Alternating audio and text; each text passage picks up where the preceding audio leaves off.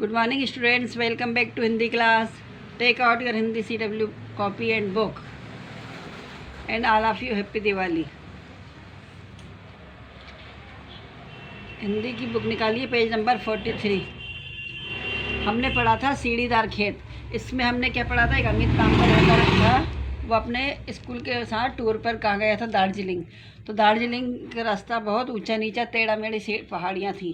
दार्जिलिंग में क्या होती है, चाय की पत्ती बहुत मात्रा में उगती है, और चाय की पत्ती उगती है तो वो सीढ़ीदार खेती होती है वहाँ पर, क्योंकि उसमें पानी का बहाव, पानी रुकना नहीं चाहिए, सीढ़ियों से बह जाता है, इससे चाय की पत्ती अच्छी हरी भरी बनी रहती है। और चाय की पत्ती के लिए कैसा मौसम ठीक रहता है, सर्दी गर्मी धूपदार मौसम और बरसात की ज़रूरत चाय की पत्ती के लिए होती है। चाय की जो पत्तियाँ होती हैं वो बहुत नरम होती है, इसलिए इसको पुरुष नहीं तोड़ते, सिर्फ महिलाएं इन पत्तियों को तोड़ती हैं।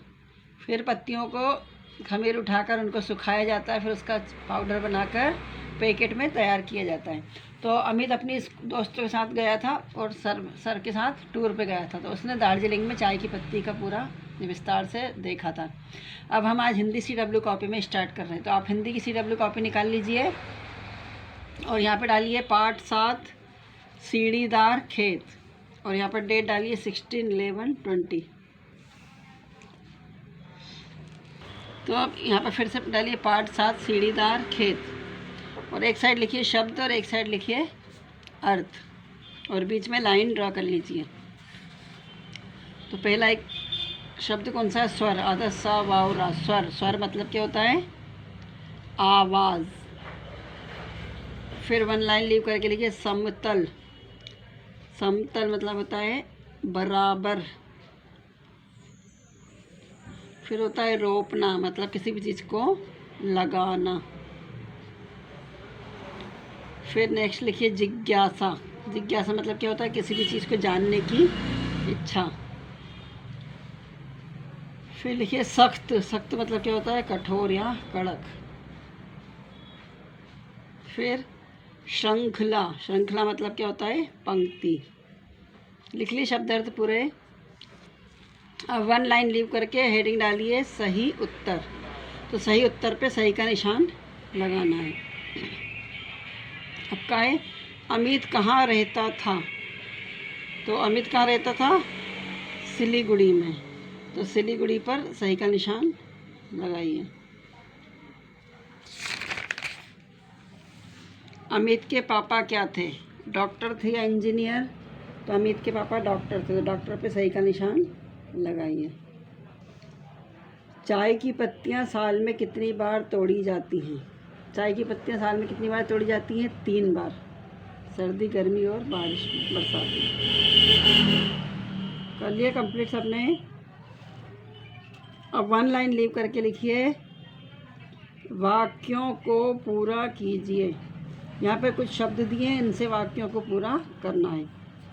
तो शब्द कौन कौन से हैं, दार्जिलिंग, जिज्ञासा वाला, उत्सुकता और पर्वत श्रृंखला।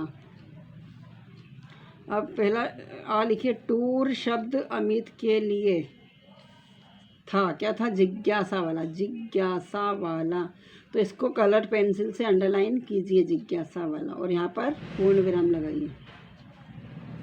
फिर वन लाइन लीव करके बा लिखिए अमित का टूर जा रहा था। कहाँ जा रहा था अमित का टूर, दार्जिलिंग। दा में आ की मात्रा, दा, जा में छठी की मात्रा और रा की रेप, और लाम में छठी की मात्रा, अम की बिंदी और गा, दार्जिलिंग। तो दार्जिलिंग पर अंडरलाइन कीजिए। फिर सा, अपने बेटे की देखकर उसके पापा उसे स्कूल छोड़ने के लिए चल गए। अपने बेटे की क्या देखकर, उत्सुकता। उसके पापा उसकी उत्सुकता देखकर उसको छोड़ने चले गए, तो उत्सुकता पर अंडरलाइन कीजिए कलर्ड पेंसिल से, और यहाँ पर पूर्ण विराम लगाइए। फिर नेक्स्ट है टाइगर हिल से हिमालय की दिखाई देती है। तो हिमालय की क्या दिखाई देती है, पर्वत श्रृंखला, मतलब पर्वतों की जो लाइन है वो हिमालय से दिखाई देती है। यहाँ कहाँ से दिखाई देती है, टाइगर हिल से। तो पर्वत श्रृंखला पर अंडरलाइन कीजिए। फिर वन लाइन लीव करके हेडिंग डालिए प्रश्न उत्तर। प्रश्न क्या है, अमित में उत्साह क्यों झलक रहा था? अमित में उत्साह क्यों झलक रहा था? क्योंकि अमित, उत्तर लिखिए, क्योंकि अमित पहली बार टूर पर जा रहा था। अमित पहली बार टूर पर जा रहा था इसलिए बहुत उत्सुक था। तो इसको यहाँ पे पूर्ण विराम लगाइए। फिर वन लाइन लीव करके प्रश्न नंबर 2, चाय की पत्तियों को केवल महिलाएं ही क्यों तोड़ती हैं? और प्रश्नवाचक चिन्ह लगाइए।